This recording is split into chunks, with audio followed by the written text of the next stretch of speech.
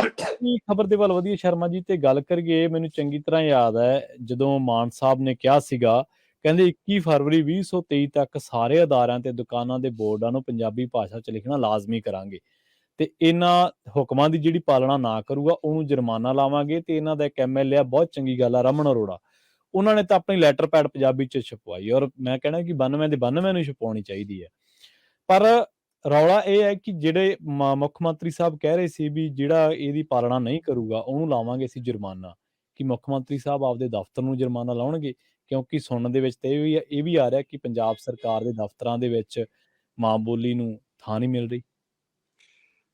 ਪ੍ਰਵੀਨ ਜੀ, ਪਿਛਲੇ ਦਿਨੀ ਮੀਤਹਿਰ ਸਾਹਿਬ ਨੇ ਪੰਜਾਬੀ 'ਚ ਲੱਗੇ ਹੋਏ ਤਖਤੀਆਂ ਵਾਲੀ ਇੱਕ ਦੁਕਾਨ ਦਾ ਉਦਘਾਟਨ ਕੀਤਾ ਕਿ ਦੇਖੋ ਜੀ ਬੋਰਡ ਪੰਜਾਬੀ 'ਚ ਲੱਗਣ ਲੱਗ ਗਏ ਤੇ ਮੈਂ ਉਦਘਾਟਨ ਕਰਨਾ। ਉੱਪਰ ਮੋਟਾ ਕਰਕੇ ਲਿਖਿਆ ਹੋਇਆ ਸੀਗਾ, ਹੁਣ ਮੈਂ ਪੂਰਾ ਨਾ ਕਿਉਂ ਕਿਸੇ ਦੇ ਬ੍ਰਾਂਡ ਦੀ ਮਸ਼ਹੂਰੀ ਕਰੀਏ, ਹੈ ਨਾ। ਤੇ ਉਹ ਅਖੀਰ 'ਚ ਉਹਦੇ ਮਤਲਬ ਸਵੀਟਸ ਆਉਂਦਾ ਜੀ ਜੀ, ਉਹ ਜਿਹੜੇ ਮੁਰਲੇ 2 ਅੱਖਰ ਨੇ ਉਹ ਵੀ ਅੰਗਰੇਜ਼ੀ ਦੇ ਨੇ ਪਰ ਲਿਖੇ ਹੋਏ ਪੰਜਾਬੀ 'ਚ ਨੇ। ਹਾਂਜੀ, ਤੇ ਸਵੀਟਸ ਉਹ ਵੀ ਅੰਗਰੇਜ਼ੀ ਦਾ ਹੋਰ। ਸੋ ਜਾਂ ਤਾਂ ਲਿਖੋ ਕਿ ਭੋਲੇ ਦੇ ਹਲਵਾਈ ਦੀ ਹੱਟੀ, ਜੀ ਮਤਲਬ ਹੈ ਨਾ, ਮਤਲਬ ਇਸ ਲਈ ਉਹਦਾ ਉਦਘਾਟਨ ਕਰਕੇ ਵੀ ਉਹ ਖਬਰਾਂ ਲੱਗ ਗਈਆਂ ਨੇ ਕਿ ਦੇਖੋ ਜੀ ਲਓ ਜੀ ਅਸਾਂ ਪੰਜਾਬੀ ਕਰਾਤੀ। ਸੋ ਅਨੁਵਾਦ ਨਹੀਂ ਕਰਨਾ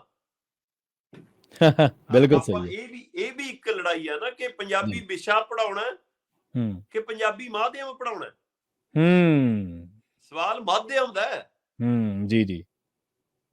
ਸੋ ਇਸ ਨੂੰ ਲੈ ਕੇ ਸਰਕਾਰ ਨੂੰ ਸਮਝਣਾ ਪੈਣਾ ਕੀ ਇਹ ਹੁਕਮ ਸਿਰਫ ਆਮ ਲੋਕਾਂ ਲਈ ਨੇ, ਕੀ ਇਹ ਹੁਕਮ ਸਿਰਫ ਦੁਕਾਨਦਾਰਾਂ ਲਈ ਨੇ। ਬੇਸ਼ੱਕ ਲੋਕਾਂ ਨੂੰ ਵੀ ਸਮਝਣਾ ਚਾਹੀਦਾ। ਆਪਾਂ ਲੰਮੇ ਸਮੇਂ ਤੋਂ ਗੱਲ ਕਰਦੇ ਹਾਂ ਕਿ ਦੁਕਾਨਾਂ ਵਾਲਿਆਂ ਨੂੰ ਪਤਾ ਨਹੀਂ ਕਿਉਂ ਨਹੀਂ ਸਮਝ ਆਉਂਦੀ, ਵਿਆਹਾਂ ਦੇ ਕਾਰਡ ਛਪਾਉਣ ਵਾਲਿਆਂ ਨੂੰ ਪਤਾ ਨਹੀਂ ਕਿਉਂ ਨਹੀਂ ਸਮਝ ਆਉਂਦੀ ਹੈ ਕਿ ਭਾਈ ਅਸੀਂ ਕਿਉਂ ਛਪਾਉਂਦੇ ਹਾਂ ਅੰਗਰੇਜ਼ੀ ਦੇ ਵਿੱਚ। ਸਾਡੇ ਵਿਆਹਾਂ ਤੇ ਕਿਹੜੇ ਅੰਗਰੇਜ਼ਾਂ ਨੇ ਆਉਣਾ, ਜਾਂ ਜਿਹਨਾਂ ਨੂੰ ਅਸੀਂ ਭੋਗਾਂ ਤੇ ਸੱਦਦੇ ਹਾਂ ਕਿਹੜੇ ਅੰਗਰੇਜ਼ਾਂ ਨੂੰ ਸੱਦਣਾ? ਕਿਉਂ ਨਹੀਂ ਅਸੀਂ ਆਪਣੀ ਬੋਲੀ 'ਚ ਛਪਾਉਂਦੇ?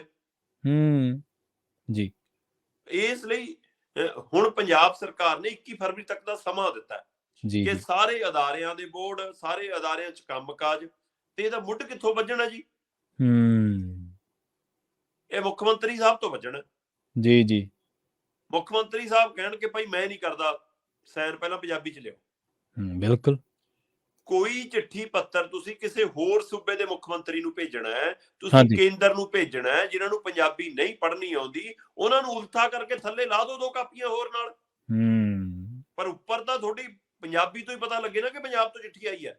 ਜੀ ਜੀ, ਉੱਥੇ ਲਾਓ ਅਨੁਵਾਦ ਕਰਕੇ। ਅਜੇ ਵੀ ਹੁੰਦਾ ਕੀ ਹੈ ਕਿ ਕੋਈ ਵੀ ਫੈਸਲਾ, ਕੋਈ ਵੀ ਪ੍ਰੈਸ ਨੋਟ, ਕੋਈ ਵੀ ਨੋਟੀਫਿਕੇਸ਼ਨ, ਚਾਹੇ ਅਧਿਕਾਰੀ ਨੇ, ਚਾਹੇ ਇਹਨਾਂ ਦੇ ਮੁਲਾਜ਼ਮ ਨੇ, ਚਾਹੇ ਵਿਭਾਗਾਂ ਦੇ ਤੈਨਾਤ ਵੱਖੋ-ਵੱਖ ਟੀਮਾਂ ਨੇ, ਪਹਿਲਾਂ ਅੰਗਰੇਜ਼ੀ 'ਚ ਬਣਾਉਂਦੇ ਨੇ। ਠੀਕ ਹੈ। ਫਿਰ ਉਹਦਾ ਅਨੁਵਾਦ ਹਿੰਦੀ ਤੇ ਪੰਜਾਬੀ 'ਚ ਕਰਦੇ ਨੇ। ਹੋਣਾ ਇਹ ਚਾਹੀਦਾ ਕਿ ਹਰ ਕੁਝ ਪਹਿਲਾਂ ਪੰਜਾਬੀ 'ਚ ਲਿਖੋ, ਜੀ ਜੀ, ਫਿਰ ਉਹਦਾ ਅਨੁਵਾਦ ਹਿੰਦੀ ਤੇ ਅੰਗਰੇਜ਼ੀ 'ਚ ਕਰੋ। ਹੁਣ ਉਹ ਸੁਣ ਰਿਹਾ ਸੀ ਕਪਿਲ ਸ਼ਰਮਾ ਦੇ ਸ਼ੋਅ ਦੇ ਵਿੱਚ, ਉਹ ਜੱਸੀ ਸਿੰਗਰ ਹੈ ਨਾ। ਹਾਂਜੀ ਹਾਂਜੀ। ਉਹ ਕਹਿੰਦਾ ਜੀ ਮਤਲਬ ਕਿ ਸਾਡੇ ਨਾਲ ਕਿਤੇ ਜੇ ਅੰਗਰੇਜ਼ੀ 'ਚ ਕਿਤੇ ਕੋਈ ਗੱਲਬਾਤ ਹੁੰਦੀ ਆ, ਹਾਂਜੀ, ਤਾਂ ਅਸੀਂ ਆਪਣਾ ਜਵਾਬ ਪਹਿਲਾਂ ਅੰਦਰ ਪੰਜਾਬੀ 'ਚ ਬੋਲ ਕੇ ਦੇਖਦੇ ਹਾਂ, ਕਹਿੰਦਾ ਫਿਰ ਉਹਦਾ ਅੰਗਰੇਜ਼ੀ 'ਚ ਅਨੁਵਾਦ ਕਰਦੇ ਹਾਂ। ਸੋ ਇਸ ਲਈ ਇਹ ਸਰਕਾਰੀ ਦਫ਼ਤਰਾਂ ਦੇ ਅੰਦਰ ਅੱਜ ਵੀ ਮੁੱਖ ਮੰਤਰੀ ਦੇ ਦਫ਼ਤਰ ਤੇ ਬਾਕੀ ਵਿਭਾਗਾਂ 'ਚ ਚਿੱਠੀਆਂ ਦਾ ਆਦਾਨ ਪ੍ਰਦਾਨ, ਹੁਕਮਾਂ ਦਾ ਆਦਾਨ ਪ੍ਰਦਾਨ, ਸਾਰੀ ਗੱਲਬਾਤ ਅੰਗਰੇਜ਼ੀ 'ਚ ਹੋ ਰਹੀ ਹੈ ਜੀ। ਤੇ ਪਹਿਲਾਂ ਉਸ ਦੇ ਉੱਤੇ ਅਮਲ ਕਰਨਾ ਪੈਣਾ। ਆਪਾਂ ਉਹ ਸਕੂਲਾਂ ਵਾਲਾ ਕੀਤਾ ਸੀਗਾ ਜਦੋਂ ਇਹਨਾਂ ਨੇ ਮੀਟਿੰਗਾਂ ਕੀਤੀਆਂ ਮਾਪਿਆਂ ਦੀ ਮਿਲਣੀਆਂ, ਉੱਥੇ ਬੋਰਡ ਅੰਗਰੇਜ਼ੀ 'ਚ ਬੱਚਿਆਂ ਦੇ ਕੋਟਾਂ ਕੱਪੜਿਆਂ ਦੇ ਉੱਤੇ, ਵਰਦੀਆਂ ਦੇ ਉੱਤੇ ਸਟੀਕਰ ਅੰਗਰੇਜ਼ੀ ਵਾਲੇ। ਸੋ ਇਹ ਮਤਲਬ ਕਿ ਇਹ ਮਾਨਸਿਕਤਾ ਹੈ। ਤੁਸੀਂ ਭਗਵੰਤ ਮਾਨ ਤਾਂ ਆਪ ਕਹਿੰਦੇ ਹੁੰਦੇ ਸੀ ਕਿ ਗੁਲਾਮ ਬਣ ਗਏ ਜੀ ਅਸੀਂ ਪੈਸੇ ਲਾ ਕੇ ਉੱਥੇ ਜਾਂਦੇ ਹਾਂ ਜੀ ਬਾਹਰਲੇ ਮੁਲਕਾਂ 'ਚ, ਉਹਨਾਂ ਕੋਲ ਕਹਿੰਦੇ ਹੁੰਦੇ ਸੀ। ਤੇ ਫਿਰ ਮਾਨ ਸਾਹਿਬ ਹੁਣ ਇਹ ਕਿਉਂ? ਸੋ ਉਹ ਹੂਟਰ ਵਾਲੀ ਗੱਡੀਆਂ ਵਾਲੀ ਵੀਡੀਓ ਹੁਣ ਕਿੰਨੀ ਵਾਇਰਲ ਹੋ ਰਹੀ ਹੈ ਕਿ ਉਹ ਲੰਘਦੀਆਂ ਨੇ ਜੀ ਗੱਡੀਆਂ ਹੂਟਰ ਮਾਰ ਕੇ, ਗਾਲਾਂ ਕੱਢਦੀਆਂ ਜਾਂਦੀਆਂ ਨੇ, ਤੇ ਹੁਣ ਆਪਣਾ ਕਾਫਲਾ ਉਵੇਂ ਹੀ ਜਾਂਦਾ ਜੀ। ਸੋ ਇਸ ਲਈ ਕਹਿਣੀ ਤੇ ਕਰਨੀ 'ਚ ਤੁਹਾਡੇ ਜੇਕਰ ਫਰਕ ਹੈ, ਇਹਦਾ ਮਤਲਬ ਤੁਸੀਂ ਚਾਹੁੰਦੇ ਸੀ ਕਿ ਬਸ ਮੈਨੂੰ ਇੱਕ ਵਾਰ ਦਾ ਲੱਗੇ, ਮੈਂ ਵੀ ਇਹਨਾਂ ਵਾਂਗ ਜਹਾਜ਼ਾਂ 'ਚ ਉੱਡਾਂ, ਮੈਂ ਵੀ ਇਹਨਾਂ ਵਾਂਗ ਹੂਟਰ ਮਾਰਦੀਆਂ ਗੱਡੀਆਂ 'ਚ ਜਾਵਾਂ, ਮੇਰੇ ਮਗਰ ਵੀ ਅੱਗ ਬੁਝਾਊ ਗੱਡੀ ਵੀ ਜਾਂਦੀ ਹੋਵੇ, ਐਂਬੂਲੈਂਸ ਵੀ ਜਾਂਦੀ ਹੋਵੇ।